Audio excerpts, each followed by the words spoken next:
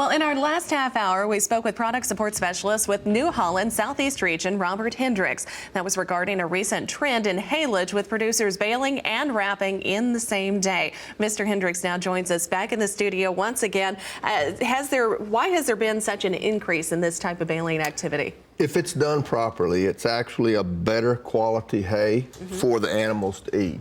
If it's a legume type plant, alfalfa, for example, if it's got a lot of leaves to it, when it's gathered up and it's at a higher moisture content, you gather more of the leaves.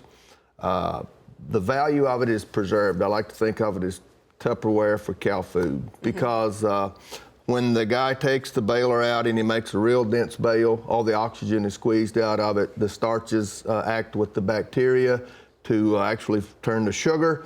The sugar and the bacteria work together to form lactic acid, and the crop is preserved. And also, there's very little waste when a guy goes through that. So the better quality actually helps with it improves the body condition for the breeding stocks and more rapid weight gain for the feeders. So there's just lots of things to look at there. Higher quality actually means also, finally, less supplement for the farmer to have to buy. Well, that's always nice whenever you can streamline the process and you've got high quality feed right there at home already.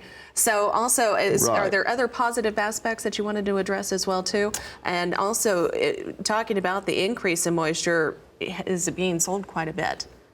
I wanted to emphasize that it's not really for everyone. Right. Some folks aren't doing that. Some folks are still doing dry hay. And there are some other aspects of it that are important. First of all, the weather window. Yeah. The window of good weather time for making hay doesn't have to be as long. It's like I mentioned in the last half hour, some folks are having it all in a day. Exactly. So that makes it real nice.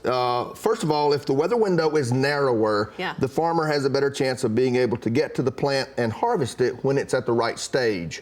So that also improves the value. And thirdly, if you spend 1 day in the field rather than 3 days in the field, that's fewer days tracking over the regrowth. Yeah. And so to get started on what hopefully will be that next cutting, you're off to a better start. And finally, and what's real important also is for a lot of people that are doing this, they're the mixed farm type and they've got a row crop. And so there's more time for them to be spraying or side dressing their young corn crop. So there's lots of advantages.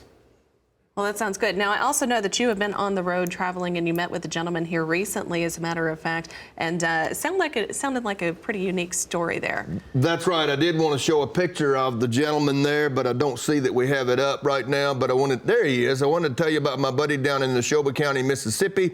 Met this guy last week in the tan shirt there. And I want you to know that this fellow was a soldier in World War II.